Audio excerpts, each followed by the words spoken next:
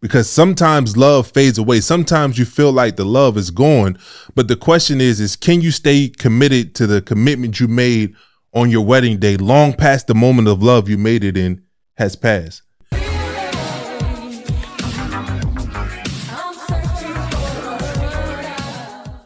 What's up, real ones? Welcome back to the Real Relationship Podcast, where we're bringing the real back to relationships. Yes, sir. I'm Asha Steele. And I'm Devin Steele. And we're so excited that you guys are tuning in today with us. Hey, let's clap it up for you.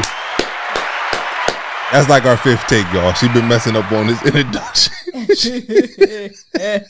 You're so hilarious. And she finally got it right. So after the fifth time, welcome back to the Real Relationship Podcast. We got a good episode for y'all today. Yes. A good conversation. Yes. I think over the past week, specifically this week, last week, probably the week before, that social media has given us some great topics to produce some good content. But before we get into today's episode, we got an announcement we want to make. October 20th, we're going to have our first live webinar, which is going to be clap it up for that. Yeah, that's something to clap for. It's something else to clap for. It's going to be titled "After I Do: Navigating the Common Challenges of Marriage."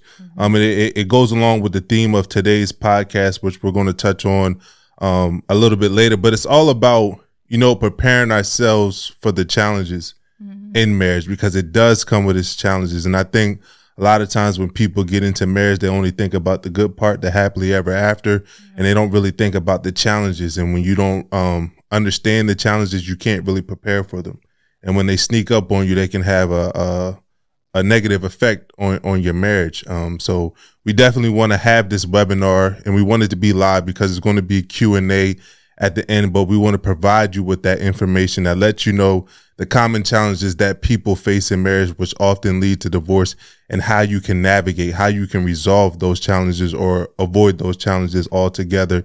So again, we're going to be pushing, we're going to be marketing it the next couple of weeks, but it's going to be on October 20th. So make sure that you set your calendars for that date. Yes, you guys. So moving right along to our Keeping It Real moment. I know you had a Keeping It Real moment, but I had one real quick. No. If you don't mind me sharing. Just real quick. I promise you're going to take 20 seconds. No, I mind. Go ahead. Yo, so I just bought a new brand of lotion, right? The cocoa butter lotion, because I used to wear it when I was a kid. But this reminded me why I stopped wearing it, because I put it on my hands before we did this podcast, because I wanted to make sure I had my ring on, because I ain't want to hear you talking about why you ain't had your ring on, and I ain't want my hands to look ashy. But now they feel like water, like they're extremely wet right now. Like, feel this. You had to let everybody know that, because this is weird. You feel that? Yeah. Don't buy this, y'all. What is it called? What's the type of lotion we got? Well, you got. I don't use that. I think you stole. Butter. Yo, you used my lotion yesterday. That's a lie. Because it wasn't in the same spot that I left it in. Specific lotion that I use. Actually, I use it to prop up the phone for Aria. That's what it's good for. I don't use that lotion. But you was just about to lie, say you ain't touched my bottle though. I realized I did. I think wives do that all the time.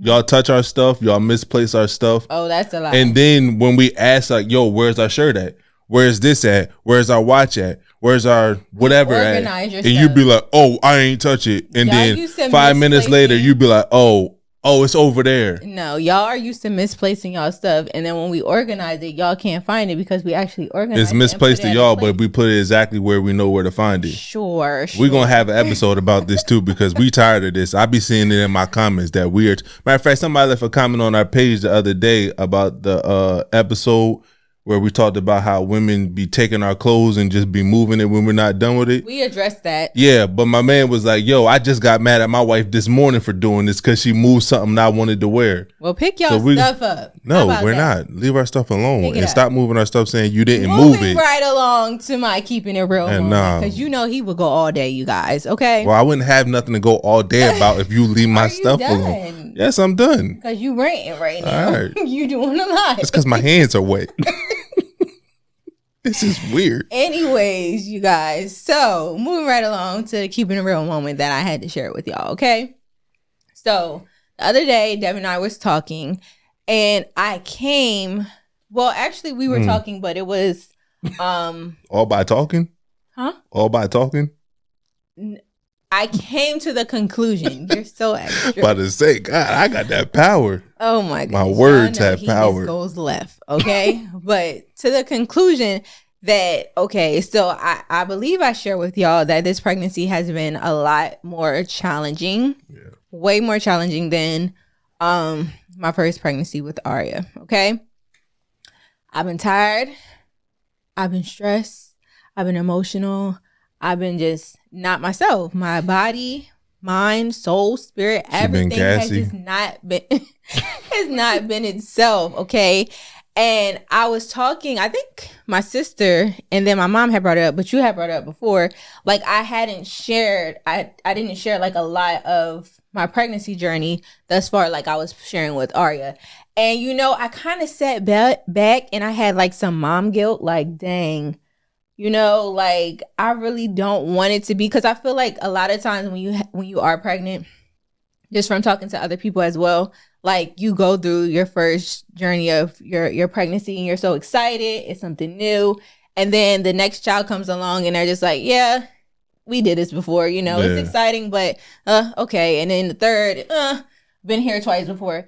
And I don't want to be that person, right? I want my experience to be exciting, whether it's my third, fourth, fifth, sixth. Whoa, slow down now. Yeah, slow down. Like, I want the experience to be the same. I want it to be exciting. I want my child to feel just as special, whether they're the firstborn, the secondborn, or whatever. And so I was just like, dang, I was having some mom guilt, because I'm like, I know that I've been out of it, but I still have to show that attention to not only just like the baby, but just like to myself as well, because I haven't really been doing the things that I was doing for myself.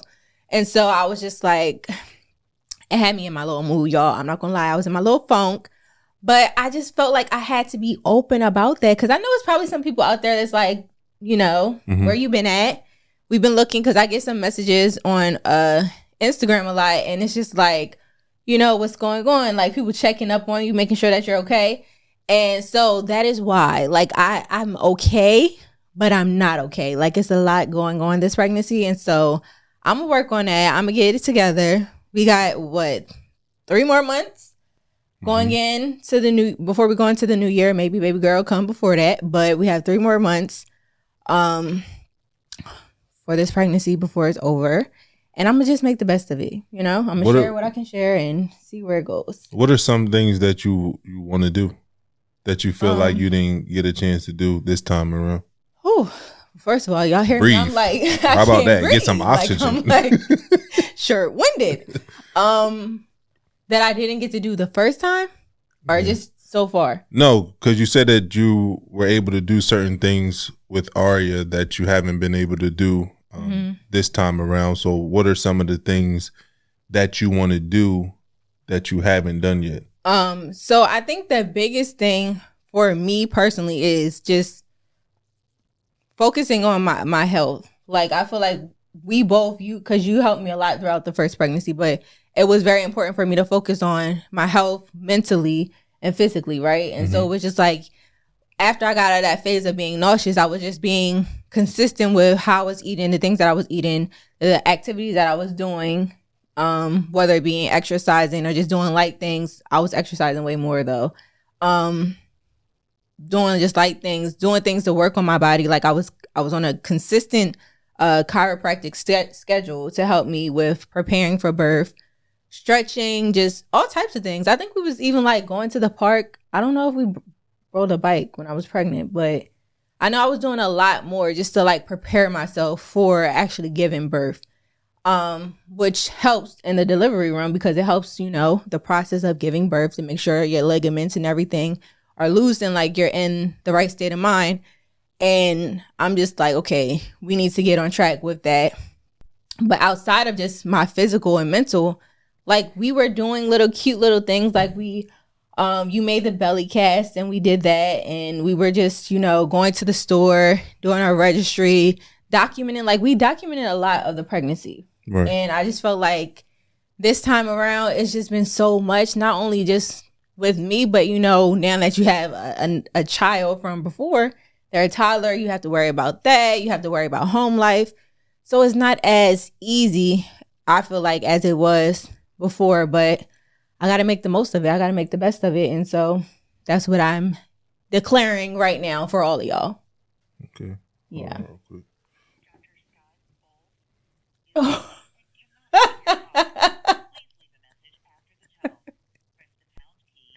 I'm done.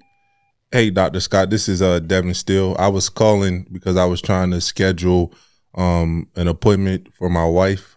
She's 6 months pregnant, so she got to get in there, get her hips adjusted and stuff like that. So when you get a chance, can you please give me a call back so we can schedule her for an appointment? Thank you. Yo, man, he really called this man. All right. So tonight we're going to walk around the track. I can't. We're going to walk around the track. We're going to order the belly cast thing. So these are 3 things we're going to knock. We're going to knock out the chiropractor. We're going to knock out the exercise, and we're going to get the belly cast. Yes. So there we go. Problem solved. What's the next part? Moving right along, y'all, to our message from a real one. Message! All right. Oh, that's me, right? I was too busy cheering myself on right now. It says, my boyfriend and I are currently having some issues where when we argue, old things tend to come back up. We see that we can forgive each other for these specific things, but we use them against each other to fuel arguments. How do you guys resolve a problem and know that it's actually resolved and not just swept under the rug? And also, how do we let go of that hurt from those issues? So I think probably the biggest thing to resolve the problem and know that you resolved it is to thoroughly communicate what that problem was, right? So sitting down, addressing the problem, hearing each other out clearly, both perspectives, and discussing how you can move forward and things that you can actually implement so that that problem doesn't occur again. Because a lot of times you'll have a conversation and it's like, okay, this was the issue. This how it made me feel, whatever. But it's just like, we don't get down to, okay, well, how do we avoid this being a reoccurring thing? How do we avoid this issue not coming up? And then not only that, but being mindful of not bringing it up. Because when you do bring it up after you supposedly resolve it, it's only resurfacing. And you're never going to really get over it because it's going to be like a wound in a sense that you just keep taking off the Band-Aid and letting it be exposed. Like you're not healing, allowing it to heal. You just keep exposing that wound. So in order for you to actually resolve things, you have to let it heal, let that process. And then once it's done, don't keep going back to it. Move forward. Yeah. And we talk about this in episode 33 of the podcast. It said, I'm not over it yet. We basically go over what the Zeigarnik effect is, which basically means when something's not resolved, it remains in your active memory. So even though time may have passed, if you haven't really got to the resolution that you wanted, you're going to bring it up in the future. Like just because you move forward doesn't mean that it's resolved. And you'll know whether it's resolved or not if you bring it up in an argument, not because it's something that you want to learn from, but it's something you bring up because you want to win the argument. It's something you want to bring up because you want to bring your partner down or you want to hurt your partner. Right. Like that's how you know that this issue is not really resolved. So sit down and just be forthcoming about how you want this to be resolved, how it hurt you in the past. And then you have to be honest with if you can move on from it. And if you can't, then that just may be something that, there's perpetual problems in relationships, things that can never be fixed, right?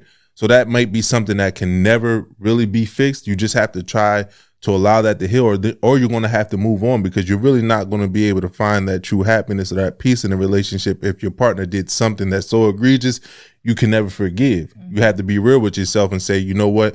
This is something that I'm not willing to deal with. This is not something I'm willing to accept. And then cut your losses. But sometimes I think we try to force things to work because we see this future with somebody that isn't really possible because of the things that they've done in their past. And that's okay. Like this life is really all about experiences. You learn from your experiences, you move forward and you grow from it. But definitely you have to just put it all out on the table of how this hurts you, what you need moving forward, and then see if your partner is willing to do those things in order to move forward. Yes. So moving along to today's topic, you guys, we are talking about irreconcilable differences. Oh, man.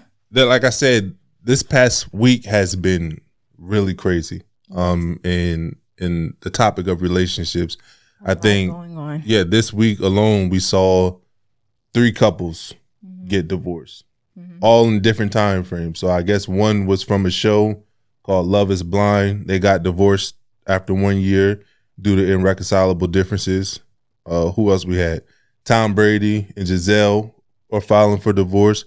We had you saying 3? It was 4 Tia. based off of what you saying. Yeah, Tia and Corey filed for divorce, and that's after a 14-year marriage, 20 years together. And I can't remember if it was Miguel. Oh yeah, and Miguel too. And they was together for a long time too. Yeah. And you often has to ask yourself, because I know a lot of times we see it's about irreconcilable differences, but that's just a general term that people really use, right? Yeah. So for those who don't know, the definition of irreconcilable differences is the inability to agree on most things or important things that affect your relationship. And we were looking into it because it was like we were having a discussion, like, what is this, like, in a sense? Because we haven't really looked into divorce and the procedures of divorce and everything like that. So I wanted to know, like, what that was. And then upon our research, we found a list of things. I'm just going to give a brief summary of all the things that fall underneath that category. But it is long distance separation due to work or other causes, a difference in religion, your opinion on having children or how you raise them, personality conflicts, lack of communication, lack of sexual or emotional intimacy, loss of trust, lack of contribution to your relationship or your household, and disagreements over finances and debt. And so after, like I was saying, after doing our research, it basically summarized that in the process of having a divorce, right, it can be very lengthy, which I know a lot of us know. I know from my parents' divorce, like it's a long, drawn out, it could be very messy process. And so to limit that process, or to not have your business exposed to a certain extent or degree, to have to define what exactly happened for the world to know, they let it fall under the term irreconcilable differences. So that way, people don't know your business, or when it comes to, the legal process of everything like that, you can kind of like go faster, move along to, okay, well, this is what it was. So this is how we're going to divvy this up, figure this out, and get done with it, right? Yeah. So I had posed the question. I'm like, oftentimes we see this. I understood that irreconcilable differences is just a blanket term from a host of different challenges or problems in a relationship, and you just don't want people to know it. And it also saves you money during the divorce process. But I posed the question, like, can you avoid irreconcilable differences in a marriage? Right. And if so, how? And when you look at the things that fall under irreconcilable differences, you look at the issues that lead to divorce, I would say yes, you can avoid it. Because here's the thing. I don't think that there's, I won't say any, I think most couples go into marriage, they go into I do with the belief that it's going to last a lifetime.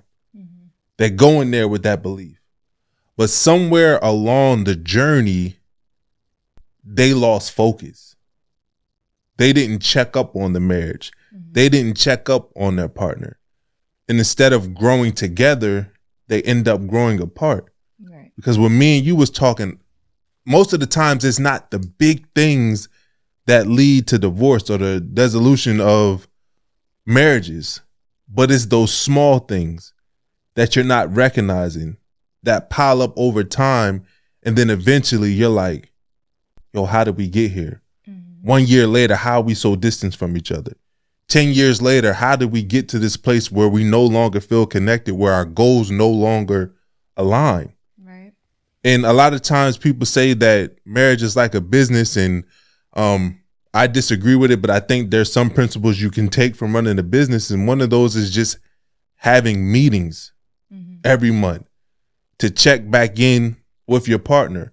Yo, how are we doing in these certain areas? How are we doing emotionally, physically, spiritually, goal-wise, Are we still on track? Are we still moving towards the same goals that we have for ourselves and for our family?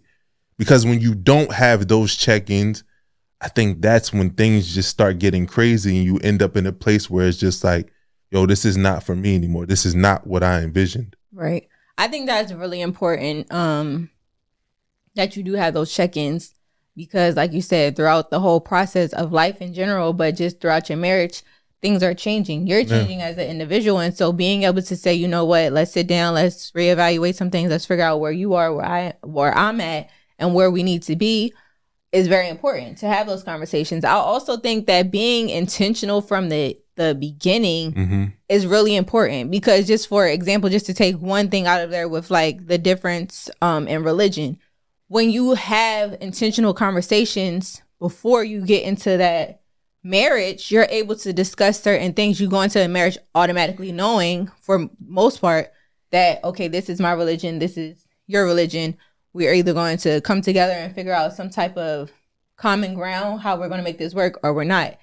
A lot of times, you know, you may get into it and then you have children and now you're implementing those religions. So it may be like an issue where it's like, okay, we agreed initially, but now we're having to actually apply certain practices with our children and raise them with certain upbringings.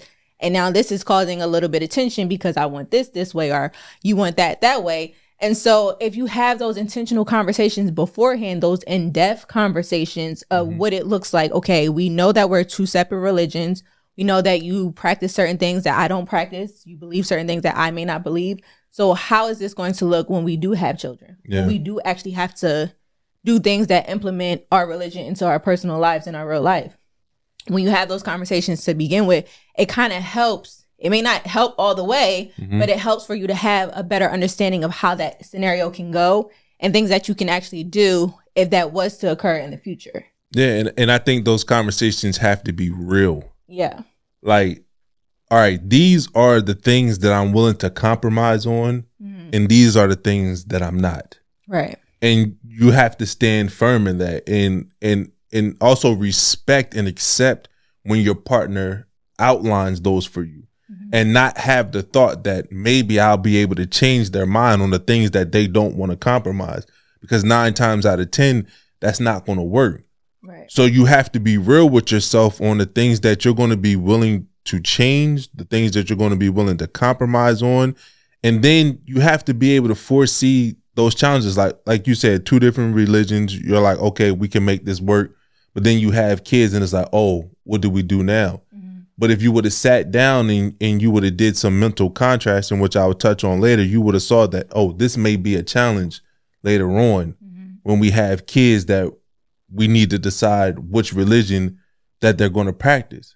See, like I said earlier, I think that a lot of times people go into marriage with all the right intentions, with good intentions, but they don't practice mental contrasting, which basically means not only do you envision the good things happening for you, like not only do you envision happily ever after, but you also take note of the common challenges that you may face along that journey. Right. Because when you do that, when you recognize the challenges that many or most couples in a marriage face, you can prepare yourself for them, or you can avoid them altogether.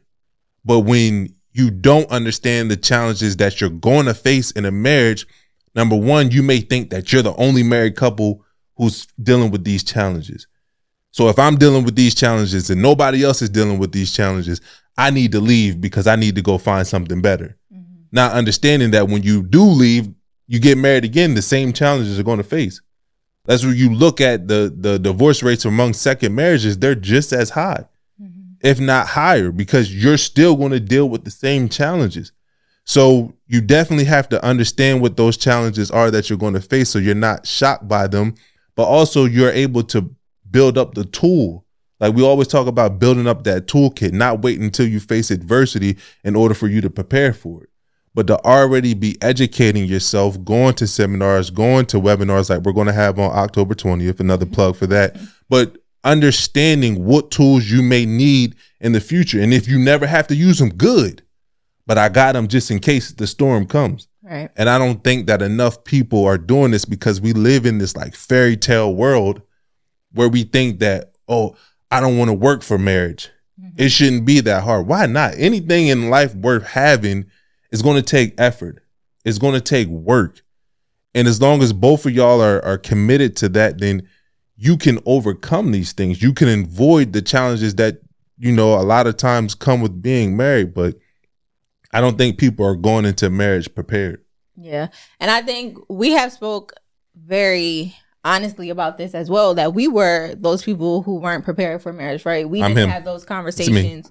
I can look at this list right now and go down and say, no, you can't. You can just pick one. No, but I'm saying like there's a lot of things on this list that had we continued to let things just pile up over the years, even in a short amount of time, because a lot of people go through these things within the first couple years of marriage, that we could have been one of those couples that's saying, you know what, we're filing for irreconcilable differences, because it's so many things that's on this list that we face throughout our marriage as well. Yeah. And so I think I just wanted us to have just like a discussion of just a few to pick out of what we have. A few? How many we got on there? Or we can just do one. Nah, it's a lot. But just to give an example of things that we had faced in our marriage and how we were able to overcome them or process them, even if we're still working on them now, so that we are able to, see a difference, see the growth, and not have to, resort to divorce. So which one we tackling first?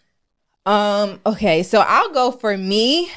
I think one of the things that we had a difference on in the very beginning was our opinion on having children or how to raise them. That was one of the challenges that we faced. I feel like more so when Arya was born, because for me personally, going into a marriage where someone else has a child, right? And you're taking on them as your bonus child, it's like you kind of like tiptoe on things, how parenting issues should go, how parenting style should be, right? It's like, okay, certain things were set in place. I may not agree with them, but you kind of pull back in a sense. But you realize that when you start to have additional children, that silence in a sense, or that hesitation to have those conversations, start to affect your household overall, because it's just like now where you were okay with certain things, you don't necessarily want that for how you're parenting your child that y'all have together. And you realize, okay, that's causing a conflict of interest, because if we're going to be cohesive, and like a lot of times when you're in a blended family, make sure everybody is on the same page and that is actually blended, then you don't want that division or separation. And that can cause issues as well. So I think that was one of the biggest challenges that we faced early on within our relationship that was difficult to overcome or navigate. Yeah, I think that was a huge issue. And we talked about it on our episode, Different Parenting Styles, because like even you said, you may take the approach like, well, that's his daughter. You know what I mean? I can't overstep a certain boundary and tell him what to do in this situation. But then when you have kids together, you got to realize that is his kid just as much as the kid from outside of the relationship is. In whatever way that they may be parenting their kids, you got to understand they're going to bring that same type of parenting style then. So if you had an issue with how they're parenting their child that came from another relationship, then it's important for you to have those type of conversations. Like, hey, it doesn't even have to be like you're coming at them about the way that they're parenting the child, but having a conversation like, yo, how was your upbringing? You know what I mean? What did you like about the way that your parents parented you? What do you want to take and use in your parenting styles, and what kind of things don't you want to bring? Like, what kind of parent do you want to be? And then you sit down and y'all come up with the same plan of how you're going to parent their child. But I think that blended families are extremely difficult. I didn't see a blended family growing up, so I didn't really know how you make all parties comfortable, that you make everybody feel validated, and that they have a voice in what's going on. That was a huge struggle. And, I'm still navigating those waters now because, things change. People are getting older. Kids get older. They have more autonomy now. So it's just like if you don't sit down and have these conversations, this can be a huge problem in your relationship. Like you said on that list, is one of the top 10 reasons why people end up getting a divorce, is because their parenting styles are just totally different. One parent may feel like the other one is trying to have more control over how the kids are raised, and you just never want to be in that situation. So being able to sit down and have that conversation, I think, is really important. Yeah, I think just to speak from a bonus parent or a step parent's position, because I get a lot of messages from women who are like, how do you navigate this? Like, how do you figure this out? Like, what am I supposed to tell my husband?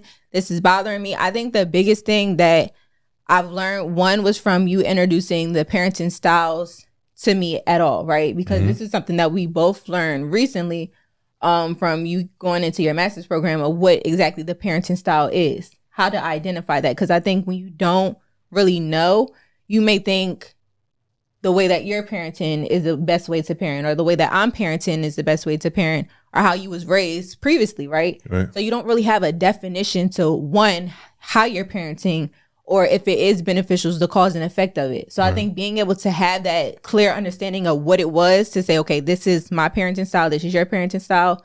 How do we implement both of them so one doesn't feel like it's overshadowing the other person? I think that was really huge. That was a big thing, because it was able to help you identify and navigate how to move forward.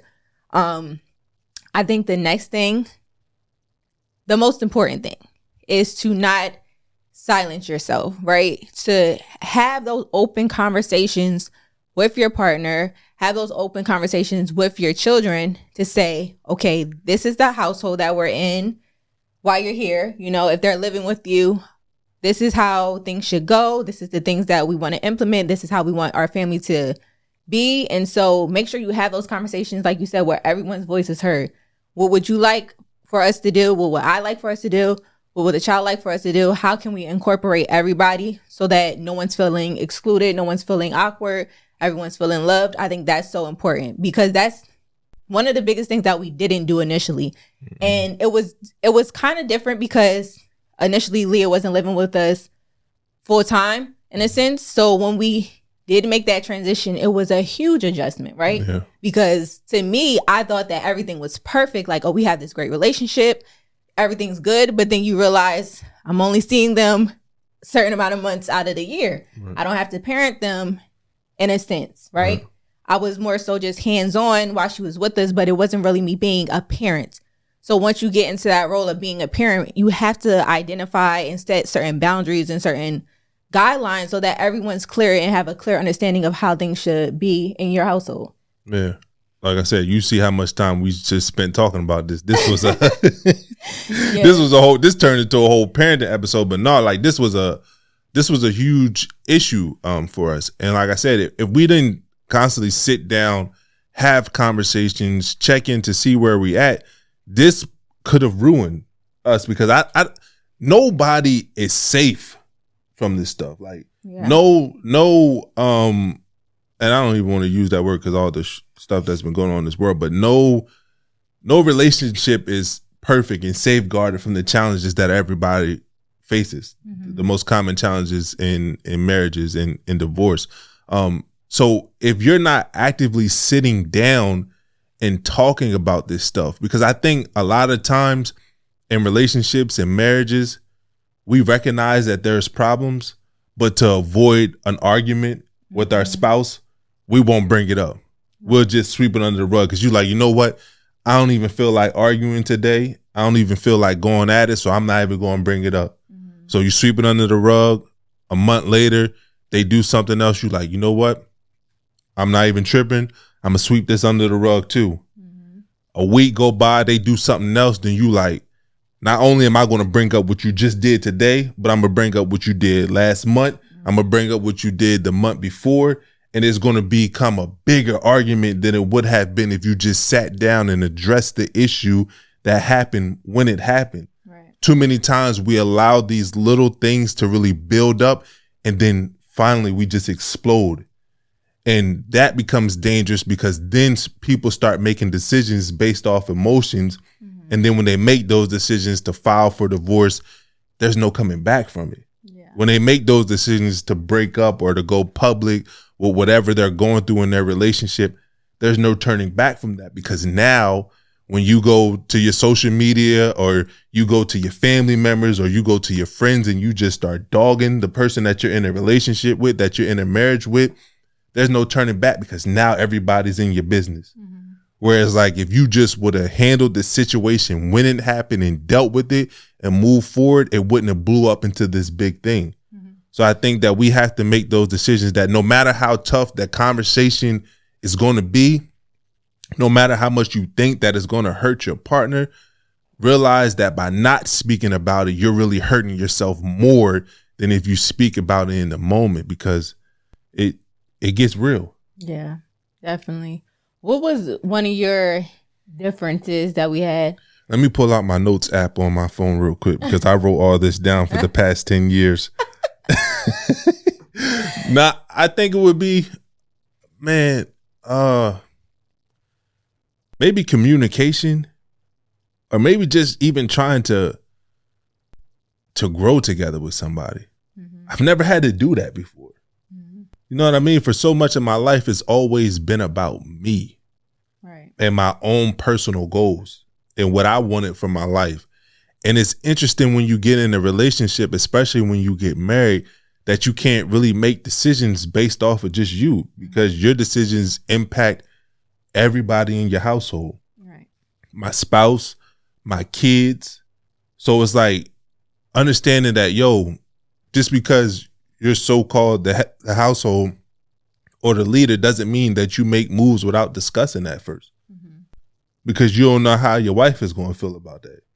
You don't know how your kids going to feel if you take this job all the way on the East Coast and they have to pick up and move. Like, nah, you got to sit down and have these type of conversations so that everybody's comfortable with the decisions that are being made, and y'all are all in together. So whether this decision is right or wrong, y'all all agreed upon making this decision, and y'all will deal with the outcome then. So I think that that's what I had to learn, because, I met you once I got drafted, and then it was just like, all right, when I'm like moving team to team, like when I got drafted to Cincinnati, and then I went back to Philly when Leah was battling cancer, and then going to Houston, I never sat down and talked with you about this type of stuff. It's like, this is my career. I'm the breadwinner. This is what we doing. It wasn't even a thought about, go talk to Asha and see how she feeling, because then me and you had this breakthrough moment in Houston when we were talking, and you like, it was hard for me because I'm a hairstylist, and it's like, all right, grew my clientele in Philly. I had this big clientele, and then we get married. I move out to, we get engaged. I move out to Cincinnati, right? And I'm trying to reinvent myself in another state here. And then we move back to Philly when Leah's sick, and then you try to get back your old life and your clientele then, and then we pick up and we move to Houston, and you try to do it again, and you got to a point where it's just like, I'm tired. Right. I'm burnt out. Like, I'm constantly have to reinvent myself. And for me, it was just like, I was like, damn, you really been making all these moves and never even really talking to her to see how this is affecting her life and how she feels. So I think the biggest thing for me was communicating what we're doing with ourselves, what we're doing with our life, and seeing if you were okay with it. Yeah. I think it's so interesting that you just saying that, because I can like look back now and see like everything that we've gone through, whether it be from just what you talked about, from what I talked about, and where we're at this point, right? But had it been us being in the midst of those seasons that we were in, for some of them it felt like a storm. It could have been us getting separated. It could have been us being divorced, or, I don't know how. It's by the grace of God we didn't, bro. Yes, but I'm just saying, I feel like so many people probably are in those seasons, right? And you don't see the future, or you don't see the possibility of things changing in your future. And you sit there and you're in that season, you're in that moment. And like you said, you're making a decision off your emotions at that time, because it's just like, it's just too much. Yeah. I can't do this. Like, it's a lot going on. Like you said, you feel like you're not being heard. You feel like you're not being seen. Like, things are happening that's contributing to your overall mental, physical health. and it's just like, I don't want to do this, and you give up, right? But it's greener on the other side. Right. If you put in that work, if you actually overcome those challenges that you're facing in your marriage. And it's just like, now sitting back, it's just like, wow, I can look at that. I can hear you talk about that and acknowledge that now and be like, dang, like in that moment I felt alone, right? Yeah. In that moment I felt like I got to figure this out on my own, even though we were together, and it was hard. Yeah. Right. But now sitting here talking about it, it's like we overcame that. We've got to another space, and we've been able to flourish through that. And I feel like a lot of couples may not necessarily see that greener side, right? Or even if they see a glimpse of it, it's just like, it seems like it's way too much work and we're never going to get there. And I think just being able to have those tools, like you said, those resources to use in those moments, to have that faith, something that's going to keep you grounded to say, you know what, how am I going to pull myself through this storm, let alone us together? But what do I have to do personally to make sure that I'm good so that I can be good for you, so that we can be good for each other? And I think once you have that foundation and you applying those resources and tools, that you're having those intentional conversations, that you're just doing all that you possibly can, I think it makes it a little bit easier for you to see that, you know what, we can work through this. And like I said, number one, I attribute a lot of that to just the grace of God, because we didn't know what we were doing during that time. So I really don't know how we were able to overcome so much. But I do know that having those tough conversations have worked for us.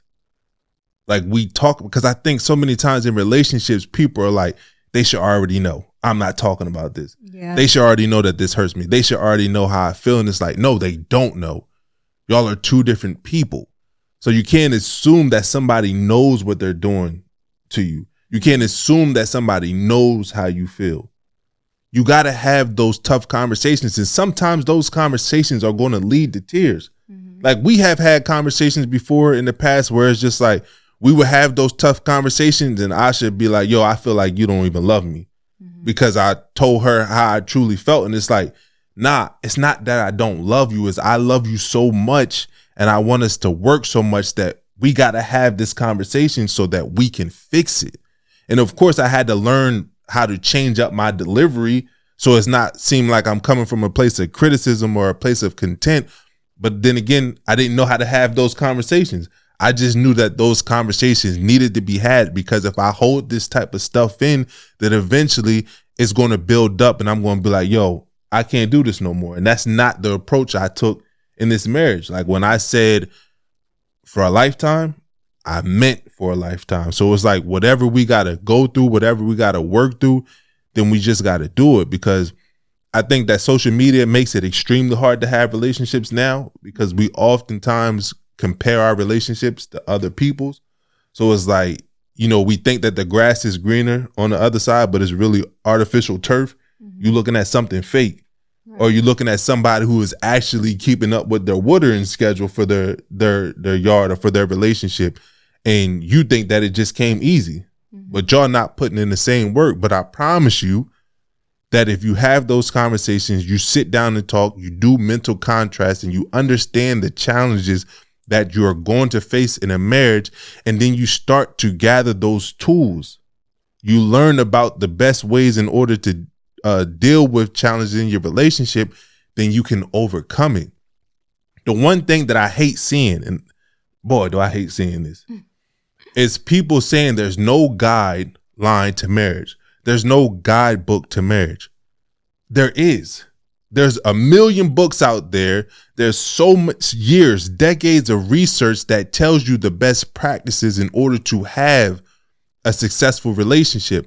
Of course, you're going to have to tailor things here and there because everybody's different. Every relationship is different, but there's books out there that'll help you with your type of relationship, the things that you want to implement in your relationship. There's research that tells you the biggest challenges that you're going to deal with in a relationship and how you can overcome it. We got to stop using the excuse that there's no guidebook, because most of us aren't reading. We're not doing the research. But yet we use that as an excuse to deflect that, oh, Marriage is not supposed to be for a lifetime. Marriage is unnatural. Love doesn't last forever. Like, come on, stop making up the excuses. This is what they want you to say to break up the nuclear family. They want you to think that there's no right principles. They want you to think that there's no guide on how to do this, but there is. And we got to start putting in the effort, because getting married is one of the biggest decisions you will ever make in your life. Bigger than you buying a house, bigger than the job that you're going to take, bigger than you buying a car. Like, marriage is the biggest decision that you're ever going to make in your life. So why would you play around with this? Why would you experiment with something that is so crucial in your life, that can be so detrimental if things don't work out? Why would you experiment with this? Why would you not do your research? Why would you not understand how you can be the best husband or the best wife or the best parent that you can be? Why would you play with something like this? Right.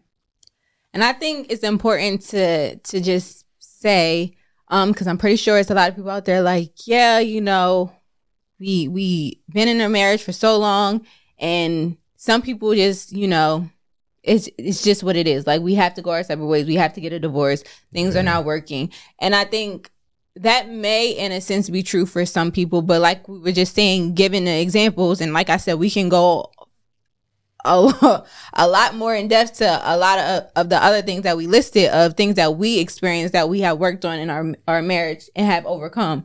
And I just think that it just starts with, like you said, having those uncomfortable conversations, but not just having a conversation, but taking action, right? Doing things to apply that change in your relationship. It's not going to just happen in a day. It's not going to happen in a week. It may not happen in a year, but you have to be consistent with trying to create that change so that you don't have to result in divorce, right? It doesn't have to come to that. And even with this list, just looking at it, it's so many things, like I was saying, that you can actually work through. There are things that, you know, whether it be cheating or, you know, especially physical, verbal abuse and things of that nature, where it's like, it's not healthy for you mentally. It's not healthy for you physically, emotionally. You have to exit, right? Yeah.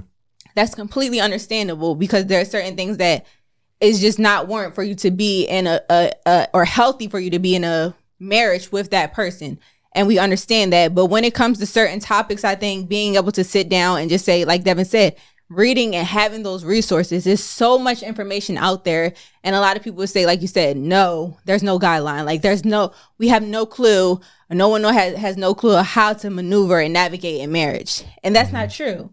Like, it's so much research, there's so many things out there that you can pull from and apply to your relationship. It may not be the same and you may have to tweak it, but there's so much information that is out there from people who have gone through years in marriage, from people who have did research on marriage. There's so many things out there that you can use to apply to your relationship to overcome so many different challenges, because most of these things is common for a lot of people, right? It doesn't matter your race or anything. Like, we face similar challenges in our marriage because we're human beings. Right. And there's ways for us to get through those challenges, but we just have to seek the information and apply it to our lives. And so that's why I think it was so important for us to have this conversation, because people may feel like, you know what, we don't know what they're going through. They could have, they not getting along together. They got their finances all over the place. This is this or this is that. And it's just like, okay, we don't know, right? We don't know how much they're putting up with. We don't know how long it's been, but what have you done to kind of work through that? Yeah. What steps have you taken to work through that? If you're on your last straw and you're like, I did everything and it's not working, we're not here to tell you that you have to stick it out, but we're just here to apply, to give y'all that information to say, you know what, we've been there.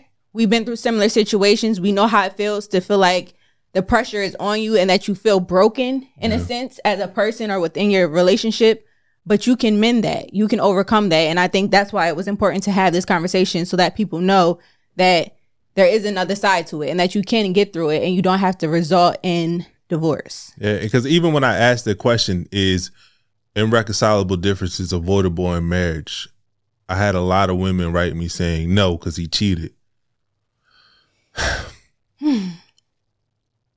That means that it can be avoided then, because cheating can be avoided in a marriage if you're intentional about keeping your physical intimacy, your emotional intimacy, if you're talking about the issues that you're dealing with in your relationship, if you feel like you're not being seen, if you're not being heard, if you feel like you're not getting enough attention, you can have these type of conversations and you can work to improve those areas in which you're lacking in your marriage. So in a sense, yes, it can be avoided. Every issue that is under the umbrella of irreconcilable differences can be avoided if you have the conversations and you talk about the things that you are dealing with in your marriage and not just bottle them in. Like, we got to stop being, I think that we live, it's so crazy because this world is so fast paced. We all want what we want right now. We don't want to put in the work that we dispose of people too quickly. You not giving me what I want right now, then you got to go. Yeah. I'll find somebody else that'll give it to me. Instead of saying, this is who I decided to be with for a lifetime. And we are both going to work in order to become who each other needs, but without losing who we are as individuals. Yeah. Like, that is possible. Even like with people, when they talking about that the love is just not there no more, that they don't feel the love between their partner anymore. Like, you have to understand that commitment in a marriage is way more important than love. Because sometimes love fades away. Sometimes you feel like the love is gone. But the question is can you stay committed to the commitment you made on your wedding day long past the moment of love you made it in has passed? Like, can you stay committed to death do us part long past the moment of love you said it in has passed? Because what you will realize is that as you go through certain challenges in your marriage, sometimes you're going to feel like you don't love your partner anymore. Like, the love is not there. There are going to be moments where you feel like you don't like your partner anymore. But moments pass. Moments don't last a lifetime. And when we're making decisions based off of how we feel in the moment, the impact can be crazy. Yeah. Right? So can you stay committed to your partner? Can you stay committed to the I do? Can you stay committed to death do us part through sickness and health? I'm willing to overcome whatever we got to overcome because I want to do life with you. And I understand that life is not always going to be beautiful, that life is not always going to be sunshines, but there's going to be rain sometimes. And sometimes we're going to have to stand in that rain together and walk through the sunlight together, walk through the storm together. But understand, I'm not letting your hand go when it does get bumpy, when it does get stormy, that we made a commitment to each other, that we were going to do life together. And I realized that has been the rope that has held us together, because me and you have been through so much in such a little bit amount of time. In 6 years of being married together, we've been through so much, but we meant what we said on our wedding day. And we've proved it over and over again, because we've had times where we may have felt like, not even there have been times where we didn't like each other, where we felt like the love was gone. You ain't got to do all that. When we felt like we didn't have that emotional connectors, but we didn't get up and walk away and feel like we can find something better on the other side. Mm-hmm. We said, no, this is the commitment we made, and the buck going to stop with us, because we never saw a successful marriage before. And we're not going to do the same thing to our kids. At one point, you got to make the decision like, I'm going to be the person that breaks generational cycles. I'm not going to walk away when things are not easy. That I'm going to stay committed to my commitment long past the moment I made that commitment in has passed. And when you start to take that approach to your marriage, when you start to take that approach to life in general, that's when you will start to see success. That's when things will start to be successful in your life. I think another big thing, which we kept saying committed, is just making sure that both people are committed to the same process. Mm-hmm. And they're both putting or exhausting out the same energy and applying the same resources. Because sometimes in a relationship, one person may feel like they're doing more to try to help the relationship, right? Someone could say, oh, well, I'm doing this, I'm doing that, I'm trying to do all of these things, and they're just not being receptive, right? Yeah. And I totally get that, because we get that a lot as well, where people are saying, well, I've tried this and I've tried that. This is not happening for us. They're not putting in that same energy. They're not putting in that same effort. And I feel like there was a period of time where at least I felt like I may have been putting in a certain amount of effort and you wasn't giving it, right. or you were putting in some effort and I was just tired and I was pulling back and not giving it. And I feel like it is a struggle, right? And so I think if you have those conversations to identify and acknowledge that, understand that that may be something that occurred where it's just like at one point you feel like you're doing all that you can and that person is not doing enough to really be receptive and try to apply the change to your relationship. And then you just get to a position where you draw back and now they're applying it and you know, like, I'm tired. Like, I've been doing all of this and now you're just coming around to it. And it's like a tug of war, right? Mm-hmm. It's like, oh, I'm trying now, but you're not. You're trying now, but I'm not. Just getting on that page of understanding, like, look, are we doing this? Like, we signed up for this marriage together. This is something that we wanted to do. We love each other. Like, going back to the basics, the beginning, the reason why y'all are even in the marriage to begin with, right? Yeah.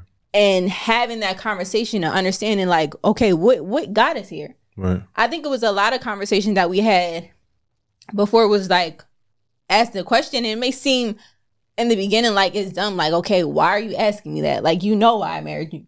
But no, I need to know right now, today, why did you marry me? Or why are you still married to me?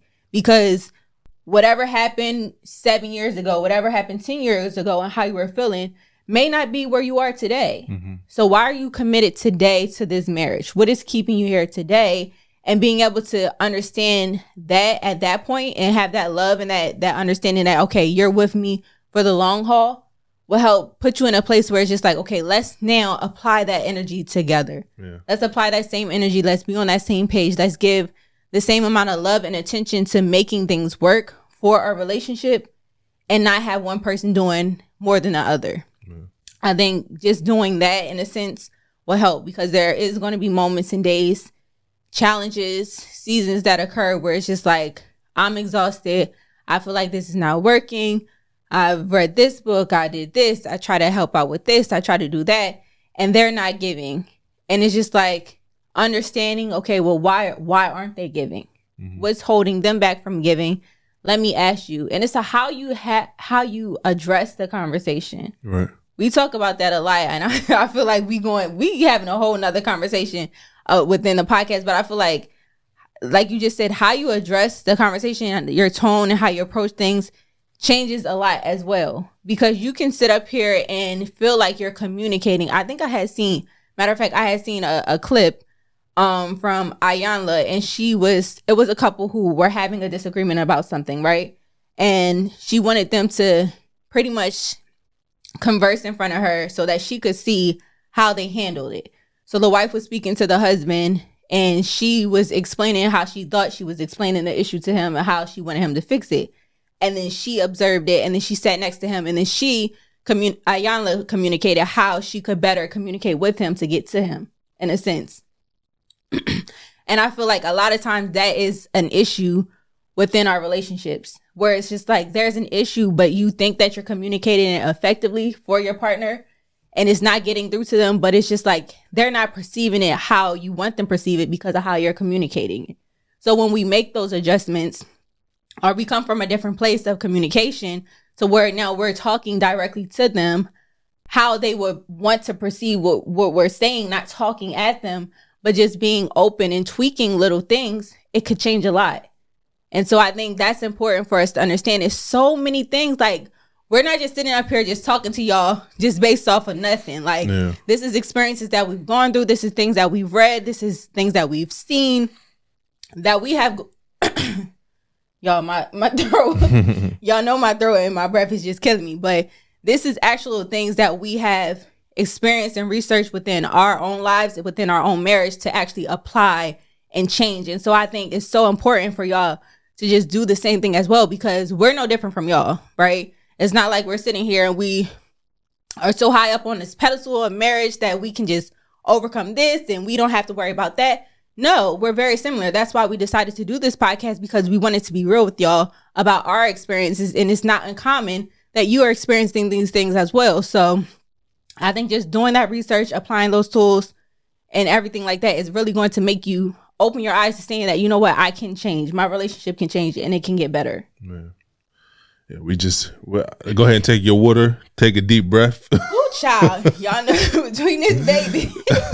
Nah, I think that we said a lot in this episode, and that's the importance of us having the webinar that we're going to have on October 20th, because we want to be able to clearly outline the challenges that most people face in a marriage, but also provide y'all with the tools in order to overcome it, because our goal has always been and will always be to keep families together, right? To bring the realness back to relationship, to talk about the real issues, because the moment that we put these issues out there, then we can all learn from each other, and we can either avoid or we can better equip ourselves to handle the common challenges of marriages, so that we're not splitting up families. So that we hope that y'all enjoyed this episode today. Like I said, stay tuned for news about our webinar on October 20th. Yes. And until next time, you guys, keep it real. Yes, sir.